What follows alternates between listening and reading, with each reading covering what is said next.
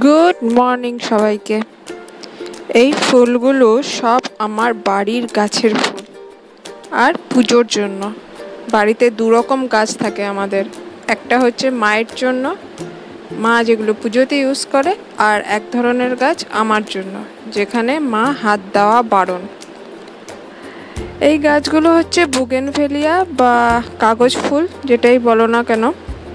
শীতে প্রচুর ফুল হয় কিন্তু এতে, তাই জন্য এখন থেকে একটু কাটিং ছাটিং করে দিলাম। ডালগুলো একটু কেটেছি, একটু খাবার দিয়েছি। এখন ফুল রাখা গাছে একদমই উচিত নয়, কিন্তু তাও কাটতে কষ্ট হয় ফুল, তাই অল্প অল্প আছে। আর এইগুলো তো শাপলা, তোমরা জানো। এখন অল্প অল্প করে ফুল হচ্ছে, গোটা বছর ফুল হয়নি শাপলাতে, আমি ফুল পাইনি। অ্যাডেনিয়ামও সেম ব্যাপার। আর বৃষ্টি এত হয়েছে এবছরে যে গাছ সব একদম বিচ্ছিরি ব্যাপার, গাছের অবস্থাও খারাপ তার জন্য সব। তবে অ্যাডেনিয়ামেও দেখছি একটু একটু কলি এসছে, দেখি একটা দুটো যদি ফুল হয়। আর এগুলো হচ্ছে সব আমার হাইব্রিড জবা, এদেরও শীতে ভালো ফুল হয়, সেই জন্য এখন একটু কাটিং করে দিয়েছি। তবে আরও আগে হলে ভালো হতো এই কাটিংটা, অনেকটাই দেরি হয়ে গেল। এটা আমার ক্যামেলিয়া গাছ, যেটা আগের বছর কিনেছিলাম। আগের বছর তো ফুল পাইনি, এই বছরে জানি না কি হবে, আশাতে তো আছি, দেখা যাক। এটা আরেকটা আমার বুগেনভেলিয়ার গাছ, এটা চিত্রা ভ্যারাইটির। অ্যাকচুয়াল কালার কিন্তু এই যে এটা বাই কালার, সাদা আর গোলাপিতে। শীতে এর অ্যাকচুয়াল কালারটা বেরোবে। এখন অল্প বিস্তর ফুল হচ্ছে, এগুলো কেটে দেওয়া উচিত, কিন্তু ওই যে বললাম কাটতে মায়া লাগে ফুল।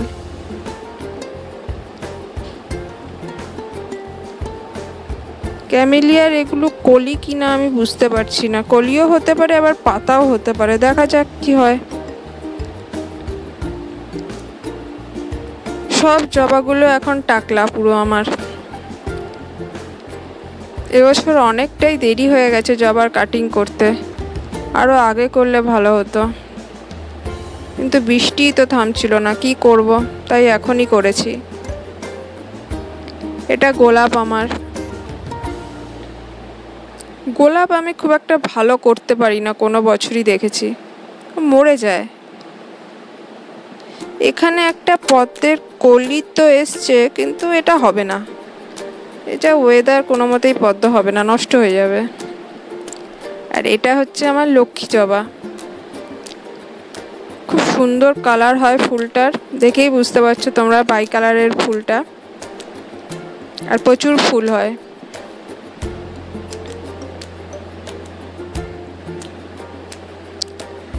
পাশে যে গাছটা রয়েছে এটা হচ্ছে হলুদ ফার্স্ট লাভ, এটাও ফুল ফুটছে আস্তে আস্তে। এই কলাবতীটা রাস্তা থেকে তুলে এনেছিলাম, মনে আছে তোমাদের? সেই লাল রঙের গাছটা বেঁচে গেছে, আর পাশ থেকে দেখছি নতুন শিকড় দিয়ে, নতুন গোড়া দিয়ে গাছ বেরোচ্ছে।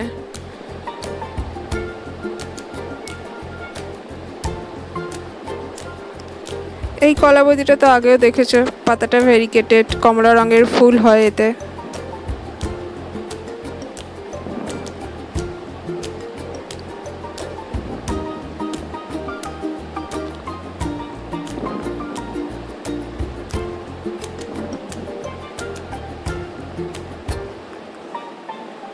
এইটা হচ্ছে গন্ধরাজ ফুলের গাছ, তবে ফুলটা সিঙ্গেল হয়, অনেকটা জবা ফুলের মতো, ফুটলে দেখাবো তোমাদের। আর এখানে কিছু শীতের গাছ আছে, ইনকা, জানি না কি হবে, অনেক গাছ মরেছে শীতের। আর এগুলো হচ্ছে গ্ল্যাডিওলাস, দেখা যাক কতটা কি করতে পারি।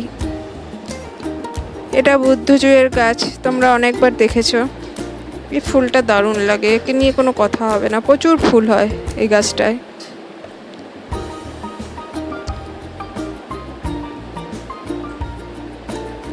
আর এটা হচ্ছে আমার হলুদ পলাশের গাছ, পলাশ গাছ অনেক বড় হয়, তবে এটা আমি টবেই রেখেছি, আগের বছর 2-3টে ফুল হয়েছিল। আর এটা হচ্ছে লাল কুন্দ, এটারও একটু একটু করে ফুল ফুটছে এবার।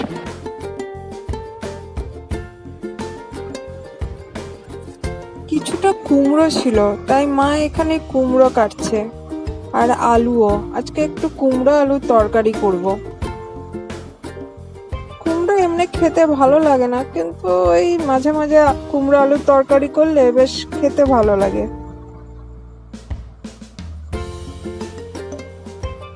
কড়াইতে তেল দিয়ে দিয়েছি, সর্ষের তেল।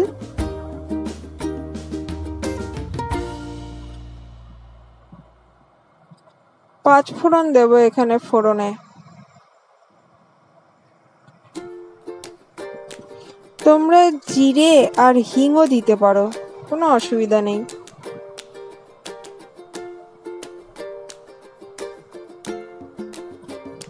এখানে কুমড়ো, আলু আর কাঁচা লঙ্কা আছে, একসাথে দিয়ে দিলাম। একটু নেড়ে নেবো আর কি, কিছুটা আর কি হালকা ভাজা আর কি যাকে বলে।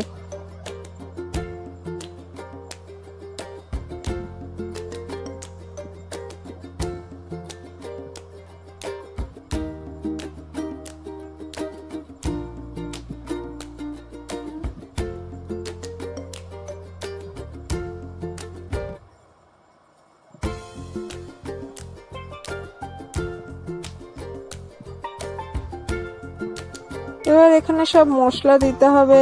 আদা দিলাম, নিরামিষ তরকারিতে আদা দিলে খেতে ভালো লাগে, আর বাঙালি রান্নাতে তো এমনিই আদার প্রচুর ব্যবহার হয়।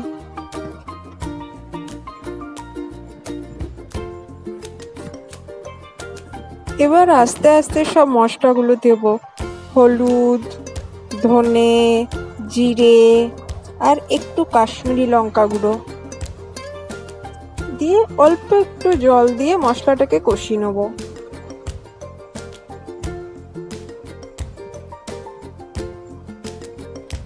তোমরা এইসব মশলা বাদও দিতে পারো, শুধু একটু হলুদ আর নুন দিয়েও করা যায় এই তরকারি। আমি জাস্ট একটু ভালো লাগবে বলে এই এতগুলো মশলা দিলাম।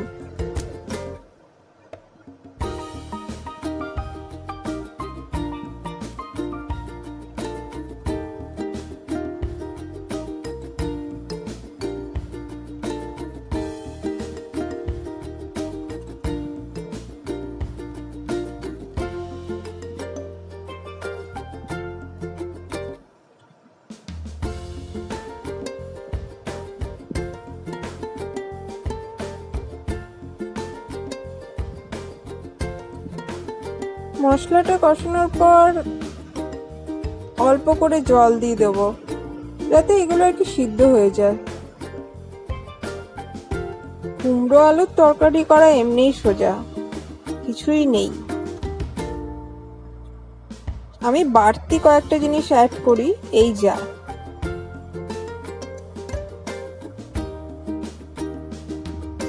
এখানে একটু কাসুরি মেথি দিচ্ছি, তোমরা এটা ট্রাই করে দেখতে পারো, বেশ ভালো গন্ধ হয় তাতে। সব রান্না কমপ্লিট, পরোটাও বানানো হয়ে গেছে, কুমড়ো আলুর তরকারিও কমপ্লিট। এবার খাওয়ার পালা। তাই আজকের মতো সবাইকে টাটা।